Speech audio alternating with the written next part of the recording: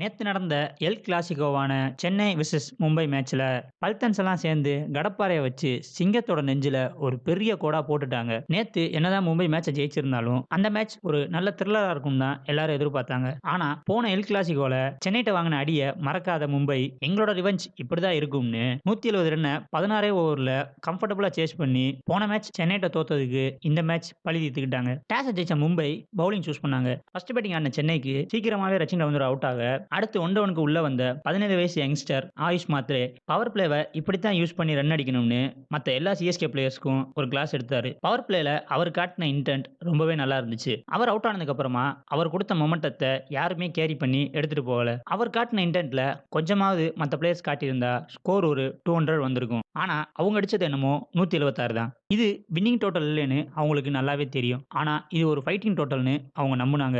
தோத்தாலும் பரவாயில்ல, ஃபைட் பண்ணலாம் அப்படின்ற மைண்ட் செட்ல பவுலிங் போட வந்த சென்னையை பல மேட்சா படுத்து கிடந்த ரோஹித் சர்மா திடீர்னு ஃபார்முக்கு வர சூரியகுமார் யாதவும் அவரோட பார்ட்னர்ஷிப் போட்டு இந்த மேட்சை மும்பை கம்ஃபர்டபுளா ஜெயிச்சாங்க. ரிவெஞ்ச்னா இப்படிதான் இருக்கணும்னு சென்னைக்கு காட்டிட்டாங்க. மும்பை ஜெயிச்சதுல மற்ற எல்லா டீம்ஸோட ஃபேன்ஸுக்கும் ஒரு பயம் வந்துருச்சு. ஏன்னா பாயிண்ட்ஸ் டேபிள்ல டாப்ல இருக்க எல்லா டீமுமே இது வரைக்கும் ஒரு தடவை கூட கப்பே அடிக்காத டீம். இந்த வருஷம் ஏதாவது ஒரு புது சாம்பியன்ஸ் கிடைப்பாங்க அப்படின்னு எல்லாரும் எதிர்பார்த்துட்டு இருக்க போது மும்பை கொஞ்சம் கொஞ்சமா மேல வந்துட்டு இருக்காங்க. மும்பையை லீக்லயோ இல்ல பிளே ஆஃப்லயோ வச்சு முடிச்சு விட்டுறணும். தப்பி தவறி அவங்க ஃபைனல் வந்துட்டாங்கன்னா கண்டிப்பா 6வது டைட்டில் அடிச்சிடுவாங்க. ஏன் அப்படி சொல்றேன்னா மும்பையோட ஃபைனல் வின்னிங் ரெக்கார்டு அந்த மாதிரி இருக்கு. இது வரைக்கும் 6 தடவை ஃபைனல் போன மும்பை 5 தடவை கப் அடிச்சிருக்காங்க. ஒரே ஒரு தடவை மட்டும் தான் தோத்துருக்காங்க. மும்பை ஃபைனல் வந்தா கண்டிப்பா கப் அடிச்சிருவாங்க. சோ இந்த மேட்சோட உங்க ஒப்பீனியன் என்னன்றத கமெண்ட்ல சொல்லிட்டு வீடியோ லைக் பண்ணிட்டு இந்த மாதிரி ஐபிஎல் கண்டென்ட் பார்க்கறதுக்கு மறக்காம சேனலை சப்ஸ்கிரைப் பண்ணிருங்க. மறக்காம